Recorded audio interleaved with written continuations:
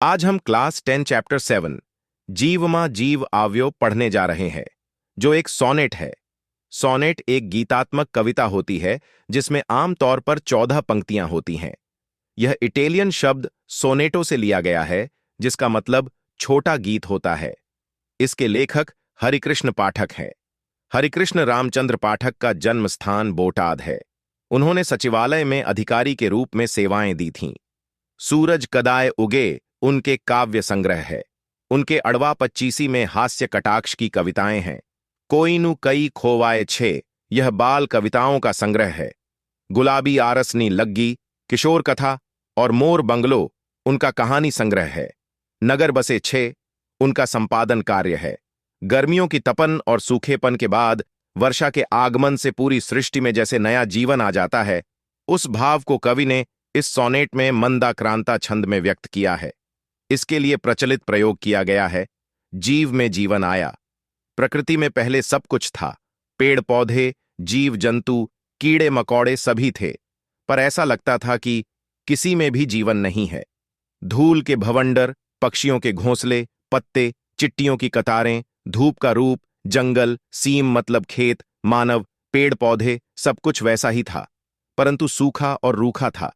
लेकिन बारिश के बाद अब सब कुछ बदल गया। सारे जीव में जीवन आ गया। पूरी सृष्टि मानो सजीव हो गई।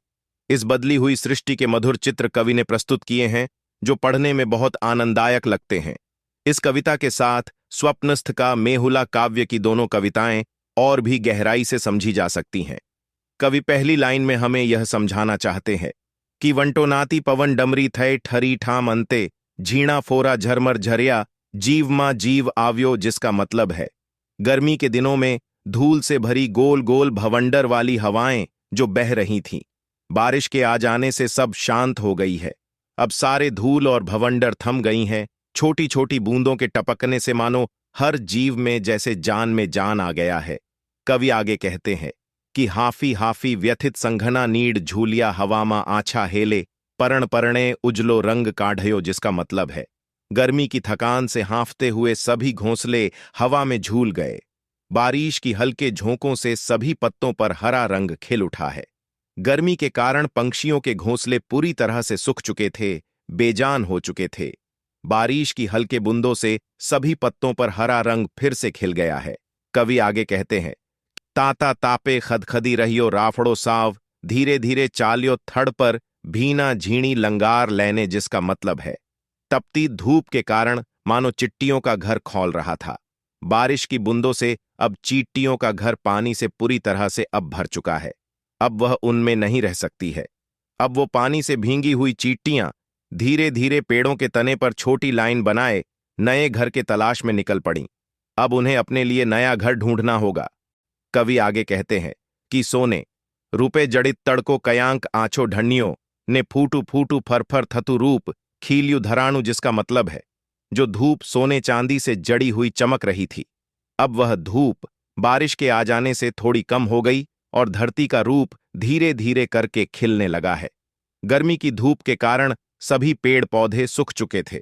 बारिश के आ जाने के बाद छोटे छोटे पौधे खिलने लगे हैं। कवि आगे कहते हैं कि टहोकी उठयो तरत वगड़ो सीम सोने गईत्या गाणे गाणे हरख उघल्यो घुघव्या पुराधा, जिसका मतलब है जंगल और बगीचा सभी एकाएक हरियाली से भर गया है। पूरा बाग बगीचा और जंगल पशु पक्षियों के आवाज से गूंज उठा है। सीम मतलब खेत अब खेती के लिए तैयार हो गई है। सभी के चेहरे खुशी से खिल उठे हैं और हर किसी के चेहरों पर खुशी के गीत है। हर तरफ ढेर सारी खुशियां बिखर गई हैं। धूप चली गई है और कहीं से मधुर रिमझिम बूंदें टपक पड़ीं। कवि आगे कहते हैं कि कयाठी मोहरिया स्मरण नमणा भाभरिया दुध क्या थी कया थी आव्या मन भर मन्या लोक कांची घड़ीमा, जिसका मतलब है कहीं से अचानक कोई पुरानी यादें हमारे मन में आने लगी। गाय खुशी से आवाज निकाल रही है और ज्यादा दूध देने लगी है। मानो बारिश के आ जाने से ऐसा लग रहा कि जैसे दूध की धाराएं उमड़ आईं। कहीं अचानक से हमारे मन में पुराने बिछड़े लोग याद आने लगे हैं। बारिश के वो बचपन के दिन हमें याद आने लगे हैं। कवि आगे कहते हैं कि आधे ओरे अड़खे पड़खे एनु ए सौ छताए फोरा ज्याबे झरमर झरिया जीव मां जीव आव्यो, जिसका मतलब है प्रकृति की सभी कुछ जो हमारे दूर हो या पास हो, हमारे यहां वहां सब कुछ वैसा ही है।